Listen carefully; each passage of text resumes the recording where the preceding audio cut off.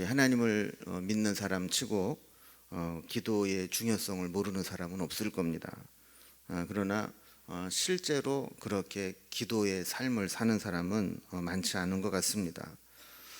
또 문제는 한때는 은혜 받고 기도 생활을 열심히 하다가 또 어느 순간에 이 기도의 열정이 식어버리고 또 믿음이 식어가는 그런 경우도 있습니다.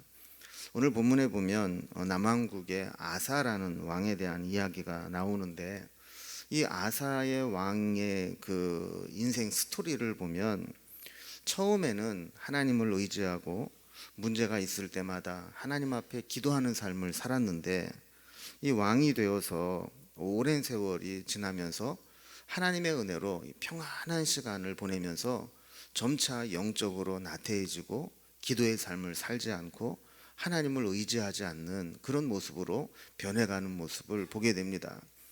여러분, 우리도 그렇지 않습니까? 신앙생활을 하면서 한결같이 하나님을 의지하고 한결같이 기도의 줄을 붙잡고 살아간다는 것이 그렇게 쉽지 않은 것 같습니다.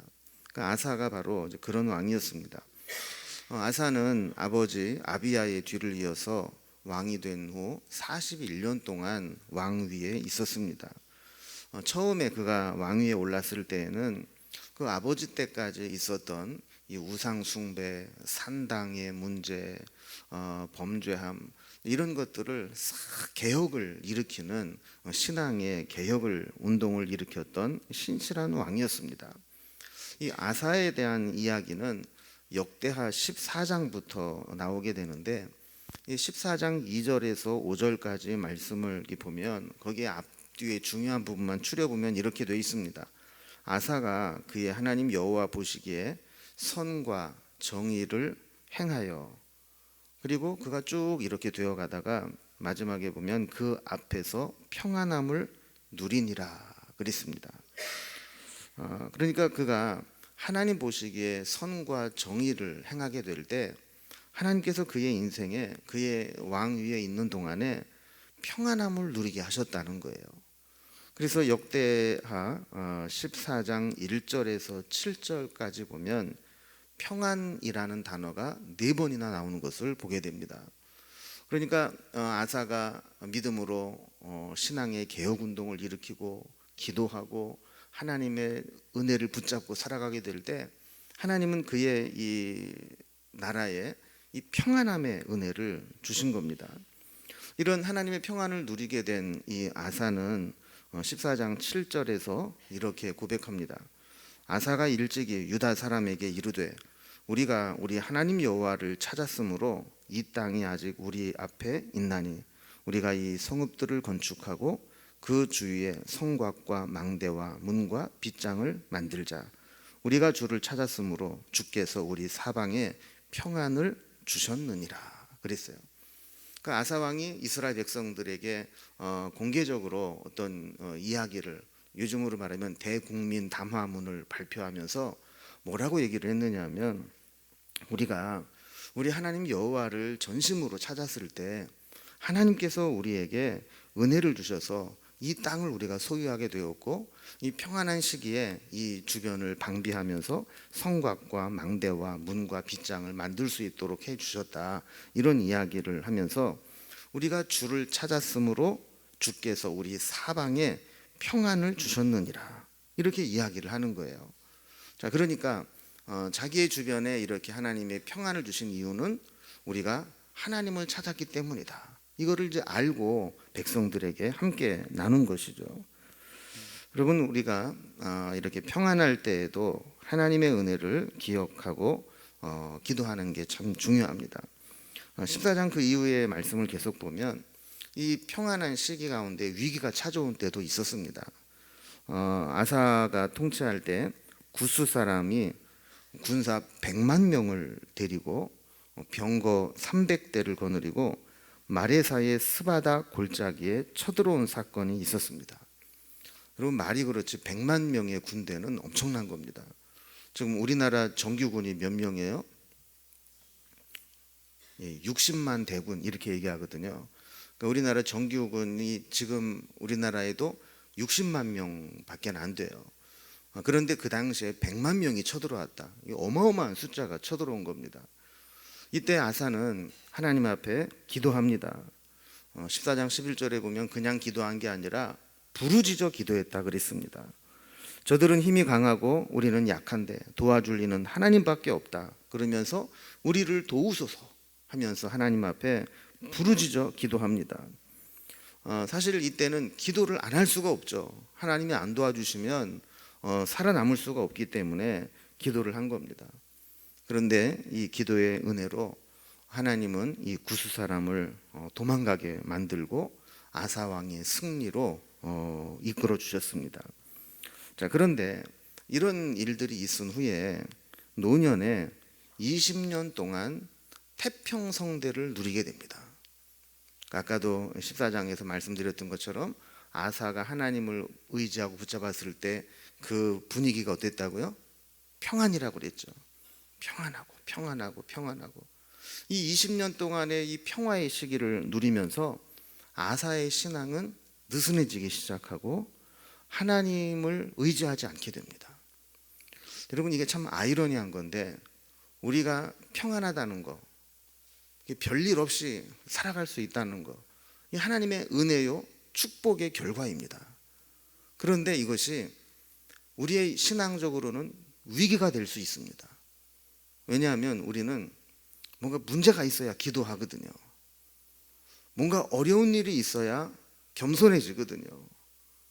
그런데 아무런 일이 없고 마음 먹은 대로 다 되고 주위에 아무 일 없이 평안하게 지내고 이렇게 20년을 지내다 보니까 이것이 축복이요 은혜가 아니라 오히려 아사를 영적으로 병들게 만들고 하나님을 의지하지 못하게 만드는 위험 요소가 되었다라는 거예요.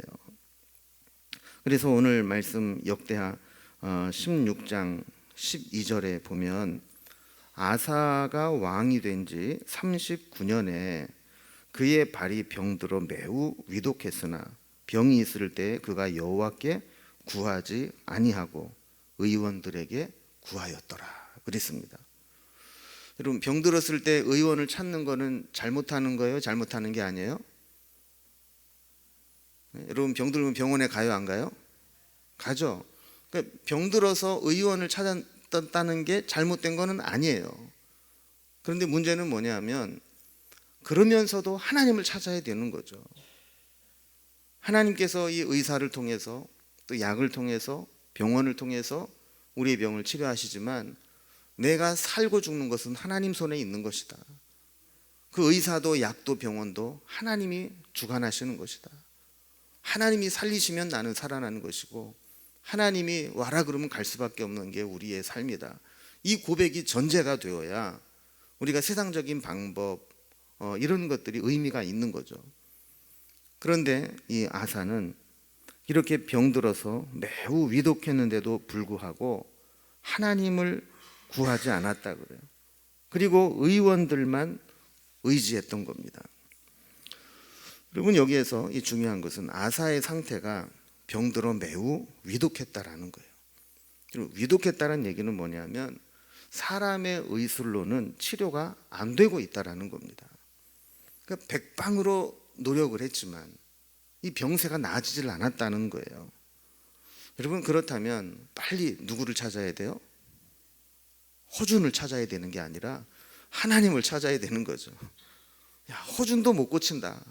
그러면 하나님을 찾아야 되는 거예요. 여러분, 우리는 우리에게 문제가 있을 때 우리가 열심히 문제를 해결하려고 하다가 안 되면 그때는 빨리 정신을 차려야 됩니다. 이게 사람의 힘으로 안 되는 거라면 하나님께 나가야 되겠구나. 사람이 못 고치는 것이라면 하나님께서 고쳐주셔야 되는구나. 이거를 빨리 깨달아야 되는 거예요. 그런데 아사는 그렇게 하지 못했어요.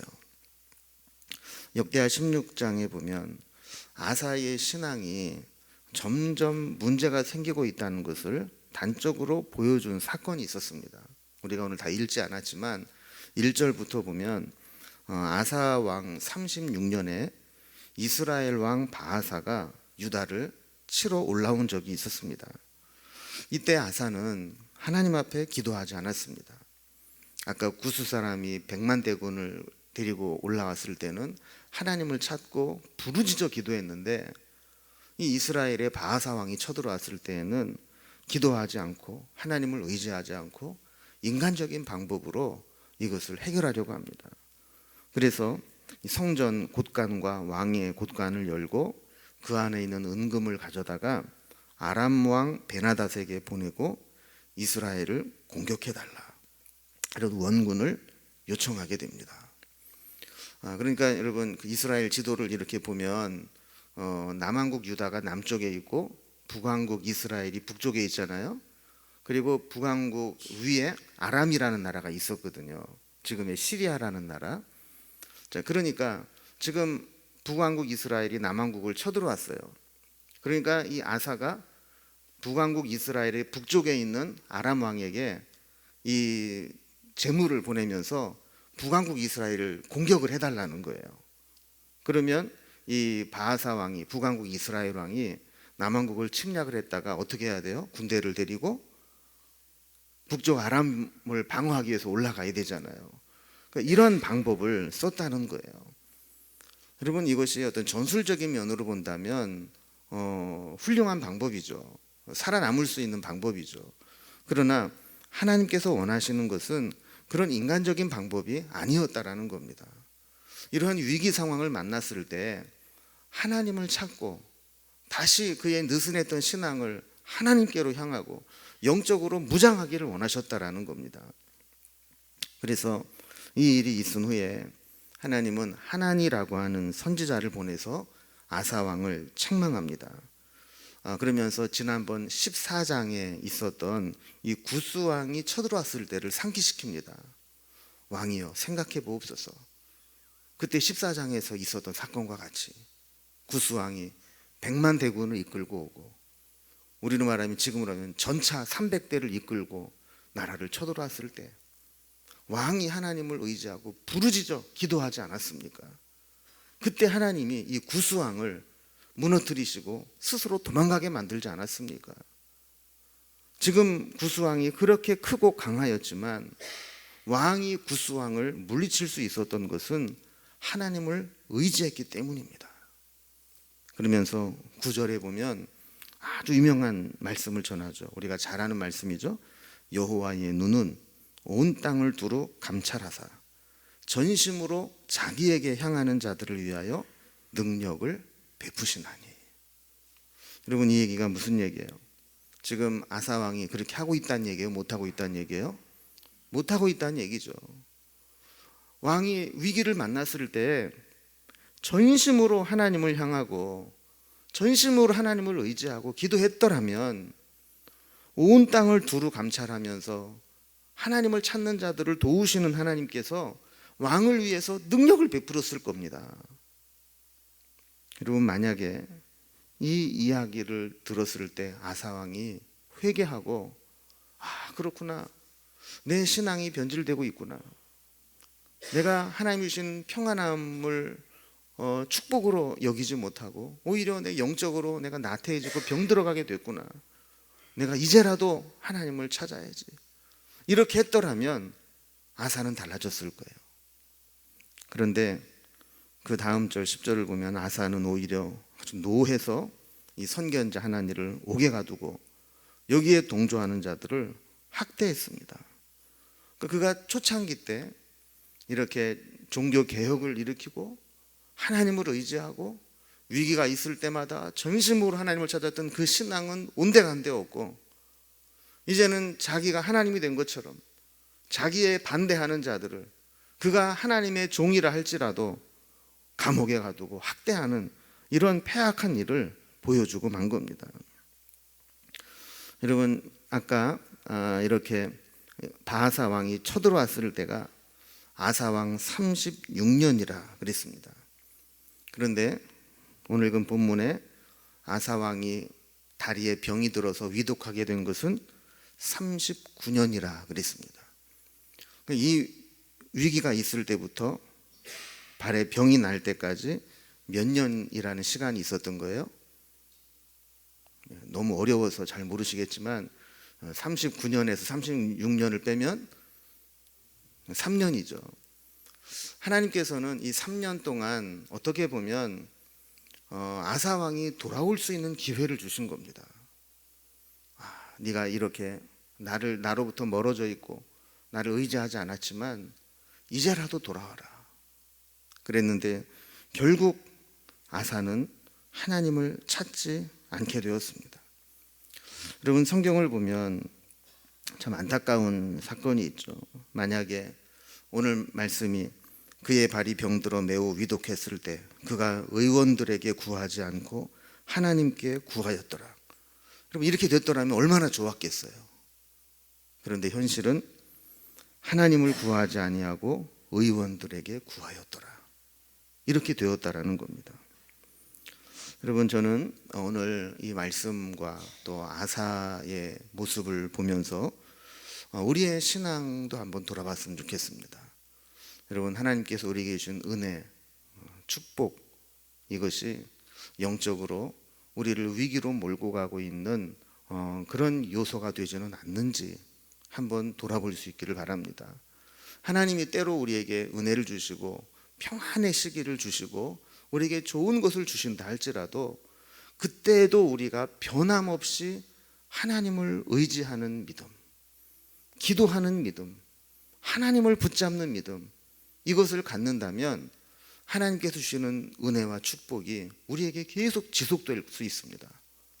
그러나 하나님이 은혜를 주시고 평안을 주시고 축복을 주실 때 우리가 그것에 취해서 영적으로 나태해지고 기도하지 못하고 하나님을 의지하지 못하고 심지어 하나님께서 우리에게 영적으로 깨우치기 위해서 문제를 주실 때에도 하나님의 음성을 듣지 못하고 세상적인 방법, 인간적인 방법만 계속 찾으려고 나갈 때 결국 우리에게 주신 축복은 우리를 영적으로 무너지게 만들고 넘어지게 만드는 걸림돌이 될 수 있다라는 겁니다.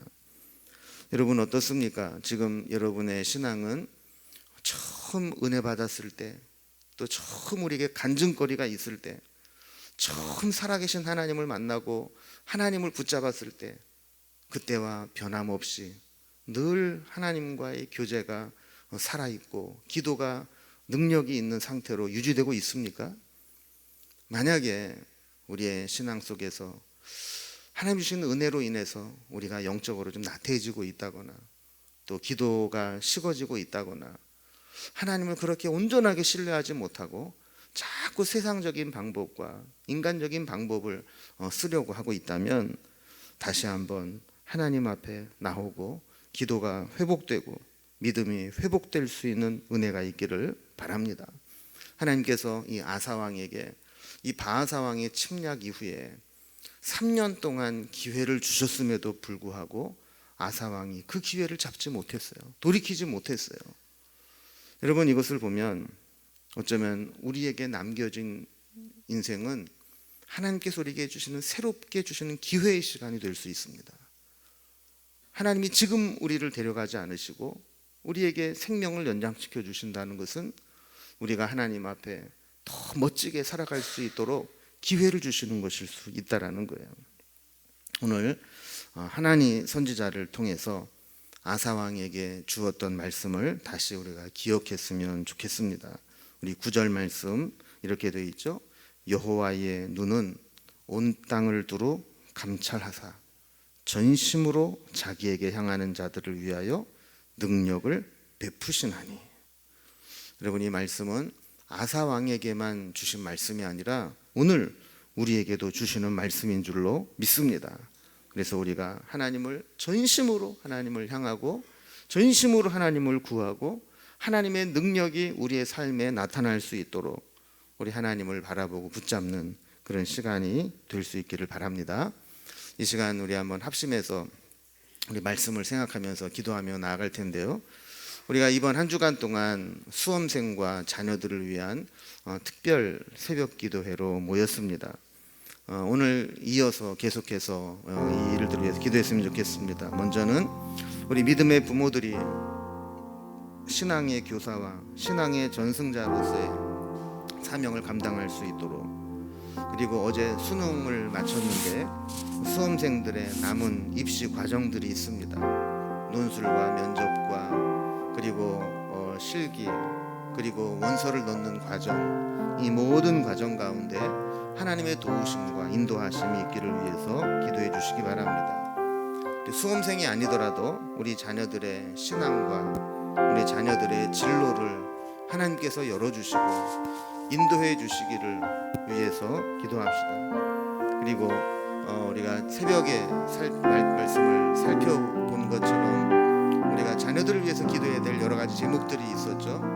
우리 구원의 문제를 위해서, 하나님과 교제와 관계를 위해서, 또 우리의 이 세상에서의 영적인 삶을 위해서, 그리고 사람들과의 관계를 위해서, 또 죄와 유혹에 대해서, 그리고 우리 하나님께서 주신 그 은혜에 대해서 여러 가지 자녀들의 삶에 대해 기도할 제목들이 있는데, 이 부분들을 놓고 구체적으로 우리 한 번 더 기도를 모으는 시간을 갖겠습니다. 다 같이 주님의 이름을 3번 부르고 힘써서 전심으로 하나님을 바라보며 기도의 자리로 나아가겠습니다.